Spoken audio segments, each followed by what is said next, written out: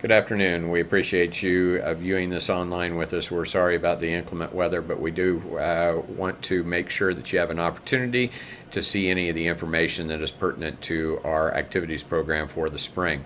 I want to remind you, if you have attended some of our parent meetings in the past, much of the information that we're communicating here is the same as previous. But if you are new to our program or have forgotten some of these particular items, please make note of them.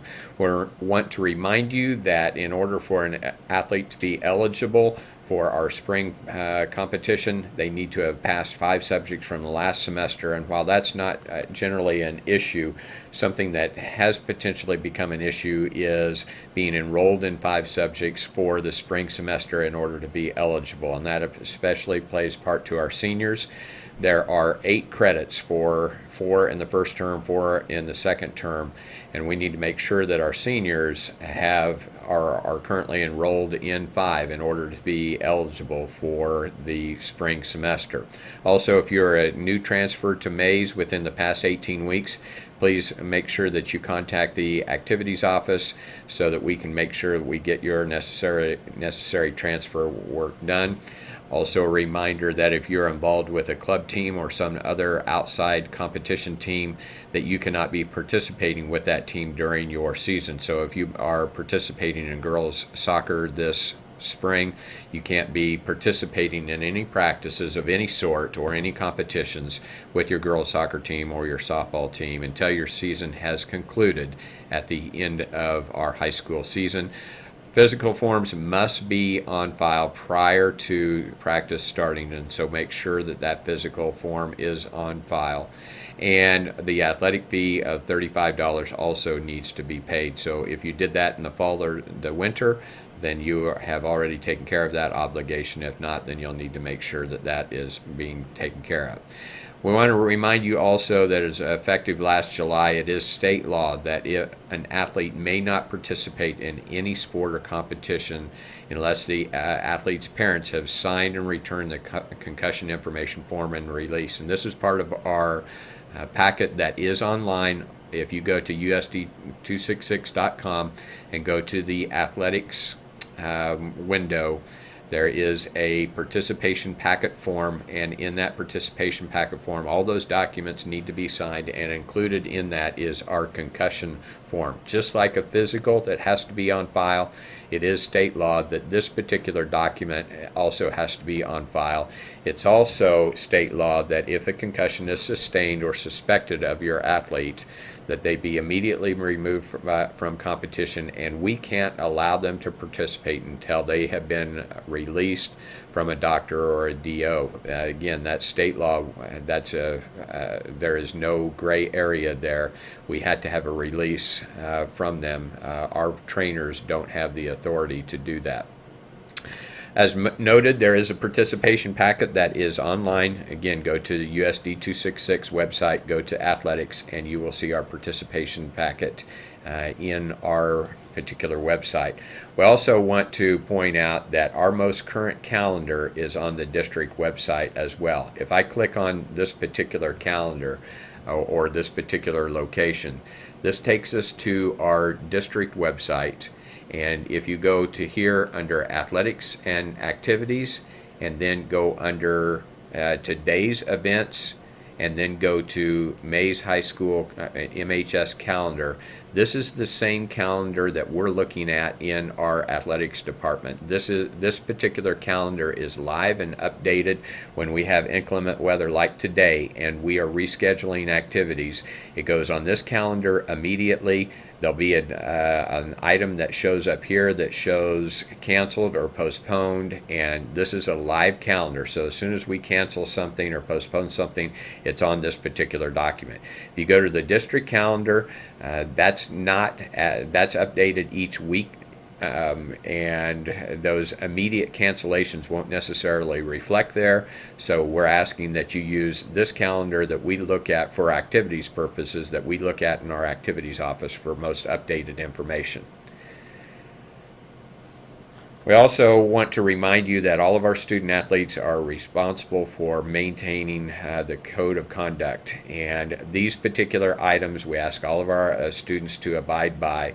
we hold our student athletes to a little bit higher standard than what we do our general student population.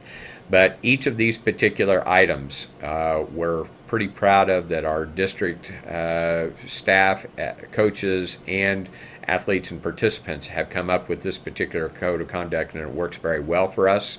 One thing that I would point out here is to not engage in any acts of hazing or intimidation, including Facebook and Twitter. This seems to be one of our biggest challenges that we're facing currently in our school in general and our athletic department specifically.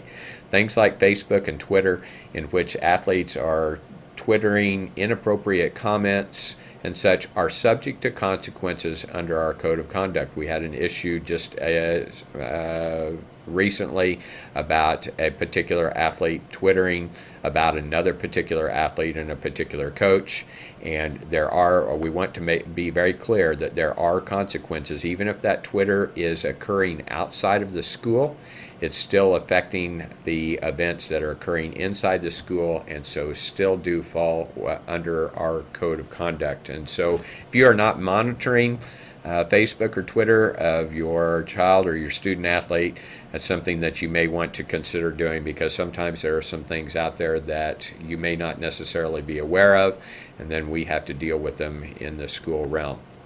From a post-high school standpoint, we also, if you are considering participating in an athletic program down the road, here is another website that I want to reference you to real quick. This is Core Course GPA. Again, if you click on this particular website, this particular location is loaded full of valuable information for post-high school opportunities and the recruiting process. You can become our school pays for this particular service, and so there's no fee to you. We pay that fee. All you have to do is go in here and set up a new member account.